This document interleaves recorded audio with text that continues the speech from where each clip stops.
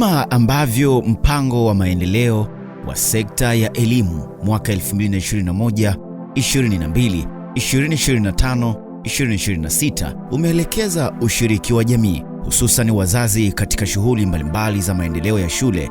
Mpango huu umelenga kuboresha upatikanaji wa elimu bora na jumuishi kwa kuandaa mazingira salama ya kujifunzia na kufundishia. Vivyo hivyo, mpango mkakati wa kitaifa wa elimu jumuishi 2021, 2022 hadi 2025 na 2026 unaelekeza elimu kuzingatia ushiriki wa wazazi kikamilifu katika elimu ya watoto wakiwamo wenye mahitaji maalum. Katika kufikia lengo hilo, wadau mbalimbali wakiwamo walimu, wazazi na jamii wanapaswa kushirikishwa ili kuhakikisha kuwa wanafunzi wenye ulemavu wanapata elimu bora na jumuishi.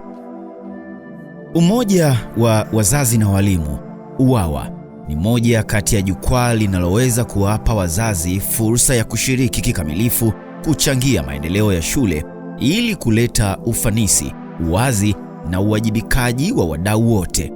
Mradi wa Task Order 51, yani TO51, umekuwa mstari wa mbele kwenye kutengeneza mazingira rafiki ya kujifunzia na kujifundishia kwa mtoto mwenye ulemavu kwa kuhimiza utengenezwaji wa vikundi vya wazazi wa watoto wenye ulemavu, hasa kwa shule za msingi zilizopo Mwanza na Shinyanga.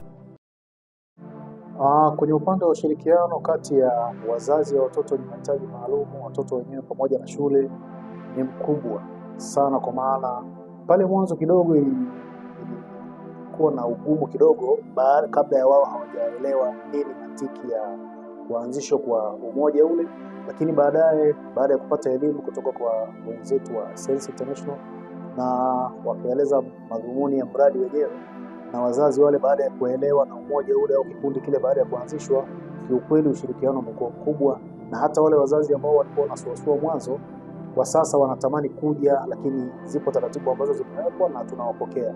Kwa hiyo tunaona ushirikiano ni mkubwa kwa sababu mwamko mkubwa baada ya kuelewa nini kinatakiwa kufanyika. Ushiriki mzuri wa mtoto mwenye ulemavu shuleni unategemea sababu nyingi sana, ikiwemo usimamizi mzuri wa familia yake na kumpatia msaada pale anapohitaji ili aweze kufikia fursa sawa na wenzake. Mradi wa TO51 kwa kulizingatia hili umeanzisha na kuwezesha utengenezaji wa vikundi vya wazazi wa watoto wenye ulemavu kwa shule ya msingi Shilabela iliyopo Misungwi, Mwanza.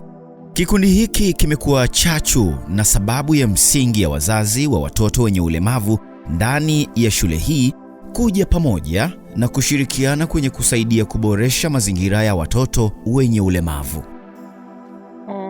Kikundi kimekuwa na faida kubwa mno kwa sababu mwanzo wazazi wote walikuwa na uwezo wa kukidhi kuwapatia watoto mahitaji kama vile madaftari, kalamu, uniform. Ulikuwa unakuta watoto wanakuwa kama aliye na shati basi kaptula chini kachanganya nyingine, kama aliye na shati na kaptula lakini chini soksi hana au viatu hana sawasawa. Lakini tangu tumeanzisha kikundi, kwa sababu tunapata kipato, kwa hiyo imewasaidia sana watoto wote kuwa sare na kutoonekana moja kwa moja madhaifu wale alionayo. Hiyo ni moja. Lakini pia kikundi kimewasaidia watoto kwa sababu mara kwa mara tunakuwa shuleni, hivyo tunapata kugundua changamoto zao kwa wepesi au kwa haraka zaidi. Na tunapogundua tunashirikiana kwa kusaidizana, mtoto wangu ana changamoto hii, nimsaidieje? Kwa hiyo na share na wanakikundi na mnaweza kumsaidia mtoto kwa wakati. Tija imeanza kuonekana. Kwa mfano hivi karibuni tu watoto wale wameweza kupatiwa uniform ambazo zilitokana na wazazi katika mradi wao ambao wanajiendesha kikundi chao. Tija ambayo wameipata basi wameirudisha kwa watoto, na hasa ndio ilikuwa lengo pekee la kuanzisha kile cha wazazi. Kwa hiyo tunaona kuna impact kubwa, kuna msaada mkubwa wa watoto wale ambao wapo ndani ya mradi na wazazi wao. Baada ya kuwa sasa zoezi hili la mradi kuwa limeanza, watoto wale wana mabadiliko makubwa hata kimuonekano tofauti na kipindi cha nyuma.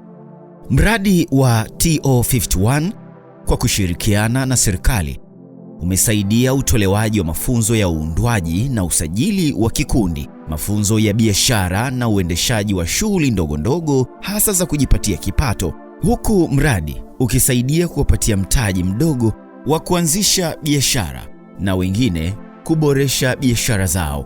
Kikundi cha Shilabela kupitia wanachama wake 10, wanawake wakiwa 8 na wanaume 2, kimeweza kuanzisha na kuendeleza biashara ya utengenezaji na uuzaji wa sabuni, kuuza nguo na uuzaji wa kuni za kupikia, huku kukiwa na wastani wa faida ya walau 30,000 kwa mwezi. Kikundi hiki wamekuwa ni familia yenye kushirikiana na kuleta tofauti chanya kwenye kusaidia watoto wao ukilinganisha na wale ambao bado hawajajiunga na kikundi. Wazazi wale ambao hawapo kwenye kikundi, kwanza hawaelewi nini cha kufanya kwa watoto wao. Hiyo ni moja. Lakini pia hawana mtu wa kushare, kujua kwamba mtoto wangu ana changamoto hii, wa yule ana changamoto hii. Tukijaribu kujadiliana, nitajifunza kwa mzazi mwenzangu. Kwa hiyo hawapati elimu ya mara kwa mara kama sisi tunaopatiana. Lakini pili, tatu, hawana miradi hii. Kwa hiyo hawawezi kumudu kuwalipia watoto wao, japokuwa wapo ambao shirika limewakatia bima, lakini tuna wasiwasi kwamba baada ya shirika kuondoka, je, watamudu kuweza kuwapatia bima tena? Lakini pia uelewa unakuwa sio mkubwa kama wakwetu ambao tunakutana mara kwa mara kuelimishana na kubadilishana juu ya changamoto za watoto wetu, na bado hawawezi kufika shuleni mara kwa mara kama sisi. Kwa hiyo watoto wale hawapati yale mahitaji muhimu ambao wanapaswa kuyapata kila wakati, kila mara. Tunashukuru kwa sababu tuna ushirikiano mkubwa. Yaani tuna ushirikiano mkubwa, na ndio maana tumeweza kujifunza miradi mbalimbali.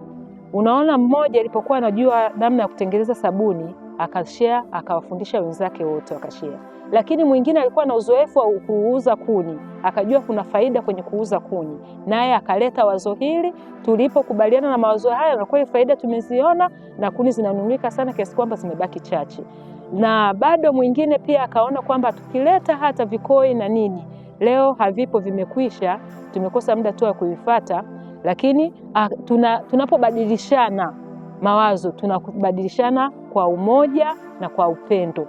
Lakini mtoto anapokuwa na changamoto wa mmojawapo mwenye kikundi, anapowaambia wenzie, tunanyanyuka na kumfikia na kuona changamoto yake ikoje na kuanza kushauriana lipi la kufanya. Kwa hiyo tuna umoja, ndio maana tuna nguvu ya kuendelea mbele.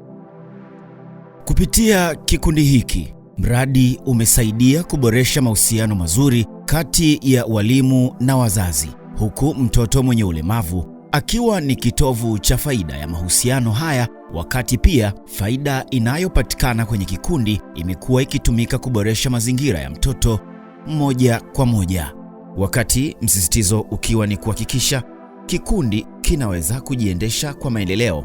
Wito unatolewa kwa kikundi kuweza kuzifikia fursa mbalimbali za kiserikali, kusaidia kuboresha biashara zao ndogo ndogo walizonazo. Ukiongelea katika swala zima la elimu jumuishi, watoto wenye ulemavu pia wanapaswa kwenda shule na kushiriki masomo kama watoto wengine kama kawaida. Kwa hiyo nipongeze sana shirika la Sense kwa kuanzisha vikundi hivi ambavyo vinaenda sambamba na swala zima la serikali kuhamasisha wananchi wao katika vikundi ili waweze kusaidiwa kwa kiasi kikubwa. Wito wangu ambao naweza kutoa kwa upande wao kwamba vikundi hivi ili viweze kunufaika na fursa ambazo zinapatikana serikalini, basi kwa hawa walezi, mara nyingi ningependa kwamba mama ndio mlezi wa familia. Kwa hiyo visimame, wamama ndio wasimamie hivi vikundi. Kwa hiyo mama ndio wawe katika vikundi ambapo itasaidia pia wao kuweza kunufaika na mikopo ya 10% ambayo inatolewa na halmashauri, kwamba tuna ile mkopo tu kwa wanawake, vijana na watu wenye ulemavu. Kwa hiyo wakiwa ni kikundi cha kina mama, fursa hii inawaangukia moja kwa moja kwamba wataweza kukaa kwa pamoja, wakaandika mradi, wakapata pesa ambazo zitasaidia kabisa kuongezea kipato na kuweza kusaidia hawa. Sheria ya mtoto namba 21 ya mwaka 2009 na marekebisho yake ya mwaka 2019 namba 8 kifungu cha kwanza inaelekeza kwamba mzazi au mlezi au mtu mwingine yoyote ambaye mtoto wake yuko chini ya uangalizi wake analo jukumu la kuhakikisha kwamba, pamoja na mambo mengine, mtoto anapata haki zake za chakula, malazi, mavazi, matibabu, ikiwamo chanjo, elimu na ushauri nasaha, kucheza na kupata burudani. Mambo yote haya ni muhimu kwa ustawi na maendeleo ya kitaaluma ya mtoto katika elimu ya awali na msingi. Ndiyo maana mradi wa TO51 umekuwa mstari wa mbele kushirikiana na serikali kufanikisha upatikanaji wa mahitaji haya kupitia vikundi vinavyoanzishwa hasa kwa watoto wenye ulemavu. Makala hii fupi imeletwa kwenu na mradi wa Task Order 51 unaotekelezwa na mashirika ya Sense International Tanzania, AD International, Tanzania Cheshire Foundation na Light for the World katika mikoa ya Mwanza na Shinyanga, chini ya ufadhili wa ofisi ya mambo ya nje, Jumuiya ya Madola na Maendeleo, Uingereza.